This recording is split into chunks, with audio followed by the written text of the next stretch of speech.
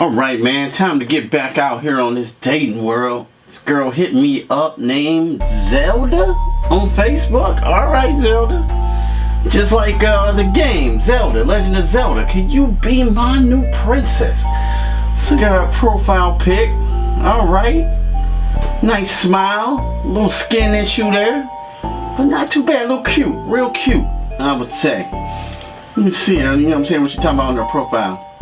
Hi, I'm Zelda. I enjoy deep tissue back rubs, cold pea soup, and I am a true homebody. I receive a check every 1st and 15th so we can enjoy a quiet night and Netflix and chill. Yo, that is what's up. A homebody. Gotta love a homebody. Oh, she saying right here. Oh, she DM me.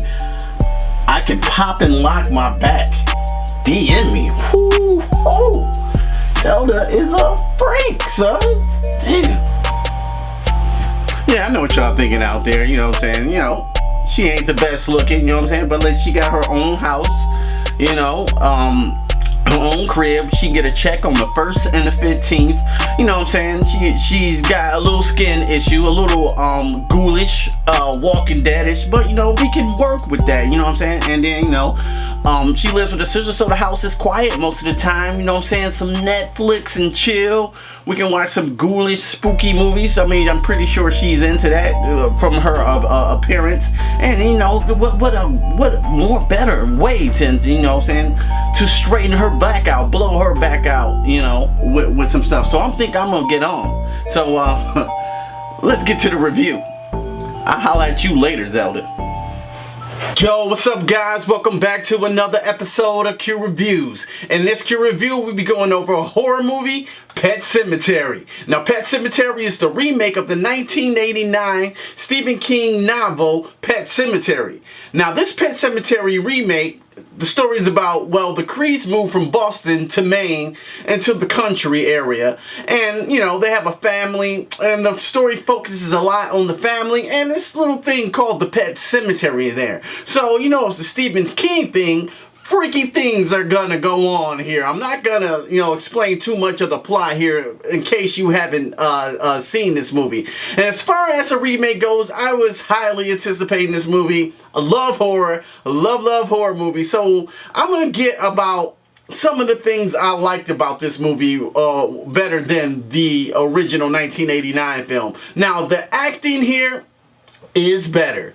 Sometimes the acting is better, but sometimes the original is better. Now, the acting here stars John Lithgow, the guy from Terminator Genisys. Can't think of his name. I think he played the shitty John Connor that was a robot or whatever. He did pretty good. He played the father of this story, and him as a character was very stoic. He didn't really believe in God and his faith, so he was kind of, you know, just kind of plain, kind of bland as a character. I wish we would have explored him in more depth. Now, his wife is the emotional beat to this movie. Her emotions, because she has a past, I'm not going to spoil here, but she brings all the emotion, all the tears that you need, the reasons that maybe we don't need to be here, things like this. And the children, I will say here, does well. They have a daughter here, and her performance was great, and as well as the very small child actor. I guess he was around, you know, 6 or 7. He did great as well. Another thing that I like about this movie, some of the atmosphere is pretty good. You know, like some of the parts when they go up to the Pet Cemetery, it's a lot of fog, almost a little too much fog. Motherfucker, y'all got that fog machine on full. Like, yo, can we turn down the fog a little bit? But it wasn't that distracting. It was just a lot of damn fog to make it spooky. Okay, we get it. It's spooky. Another one of the things that I really like, they got a cat here that I'm not going to spoil if you haven't seen it.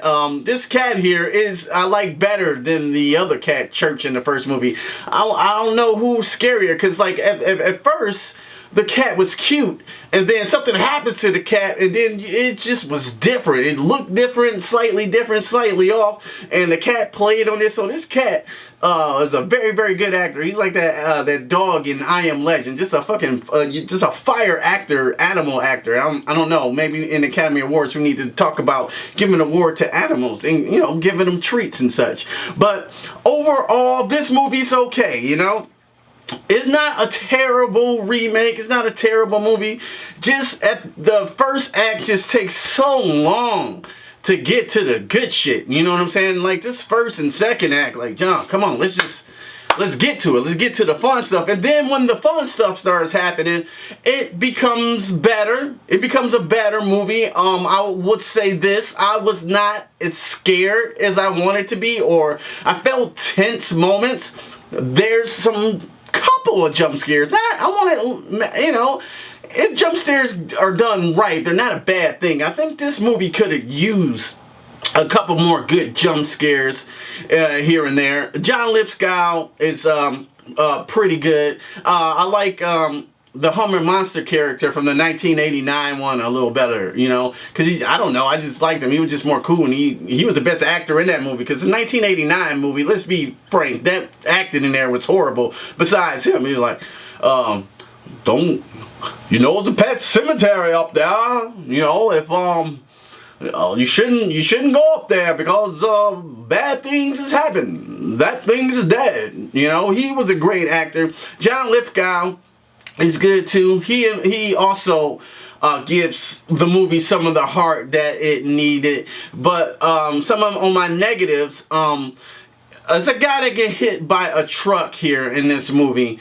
and the effects on him were okay, but it doesn't hold a candle to the 1989 practical effect, because he gets hit by a truck and all of his brain matter and shit is exposed, and there's meat hanging down. He got these weird eyes. He is completely terrifying and creepy. He was on all the Fangoria magazines. I remember that. He's on the poster, on the box. Like, this shit looks so fucking scary. Now this dude here looks like a bloated rotting orange, and it was dark, and I couldn't see the special effect. Like, damn, this dude would be cooler if I could see more of his effect. And that's another thing too. This movie doesn't hold a candle to the effects in the 1989 version. The 1989 version is a lot gorier, and the effects are just better. I think even the kills are better in the 1989. The kills are fine here, but you know, nothing to be memorable to write home to.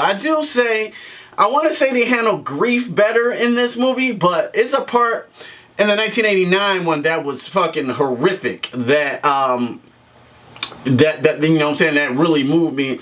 I wasn't too moved by the grief because of the father. He played it so stoic. You know what I'm saying? I wish I got a little bit more emotional beats out of him so I could be more invested into him. Zelda's here again, which plays her sister with a spinal disease, spinal laryngitis, or some shit that is called where your spine contorts and you're in serious pain.